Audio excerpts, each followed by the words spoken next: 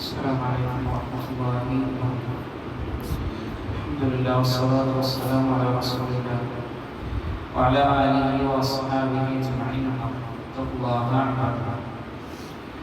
عبد الله بن عمر رضي الله تعالى عنه في الحديث رسول الله صلى الله عليه وسلم قال: إن العبد إذا قام يصلي أتي بذنوبه كلها فوضعت على رأسه وعاتقيه فكلما ركع أو سجد تساقطت عنه.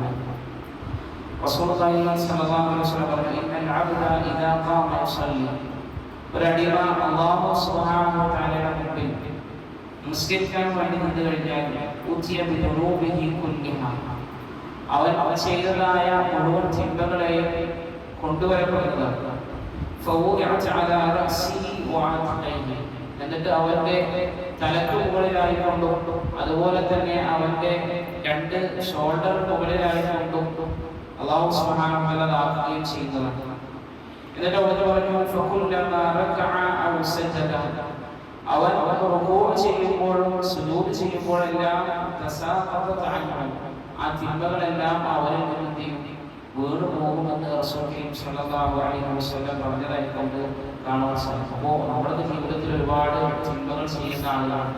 നമ്മുടെയൊക്കെ തിന്മകൾ യാതൊരു പ്രയാസവും കൂടാതെ നമ്മുടെ ഫർദായ നമസ്കാരങ്ങൾ കൊണ്ട് തന്നെ പൊറുക്കപ്പെടാൻ സാധിക്കുന്ന ഒരു രൂപമാണ് റസൂൽ സ്വല്ലല്ലാഹു അലൈഹി വസല്ലം ഹദീസിലൂടെ നമുക്ക് പഠിപ്പിച്ചിരിക്കുന്നത്. നമ്മൾ ആത്മാർത്ഥമായിട്ടാണ് റുകൂഅ് ചെയ്യുന്നതെങ്കിൽ, ആത്മാർത്ഥമായിട്ടാണ് സുജൂദ് ചെയ്യുന്നതെങ്കിൽ, നമ്മുടെ തിന്മകളെല്ലാം നമ്മുടെ റുകൂഉം സുജൂദും കാരണമായിക്കൊണ്ട് പൊറുക്കപ്പെടുമെന്നാണ് റസൂലുള്ളാഹി സ്വല്ലല്ലാഹു അലൈഹി വസല്ലം തന്നെ ഈ ഹദീസിൽ പഠിപ്പിക്കുന്നത്. അപ്പോൾ നമ്മൾ സുന്നത്ത് നിസ്കരിക്കുകയാണെങ്കിലും ഈ ഫർദായ നമസ്കാരം ഇമാമിനെ പ്രതി നിസ്കരിക്കുകയാണെങ്കിലും കുറച്ച് റുകൂഅ് കൂടിപ്പോയി, അതിൽ കുറച്ച് സുജൂദ് കുറച്ച് കൂടിപ്പോയി എന്നുള്ളതിൽ എന്ത് ചെയ്യണ്ട, നമ്മൾ പരിഗണിക്കേണ്ട ആവശ്യമില്ല. കാരണം നമ്മുടെ തിന്മകളാണ് അത് മുഖാന്തരം എന്ത് ചെയ്യുന്നത്, അത് ഇല്ലാതായി പോകുന്നത് നമ്മൾ മനസ്സിലാക്കുക.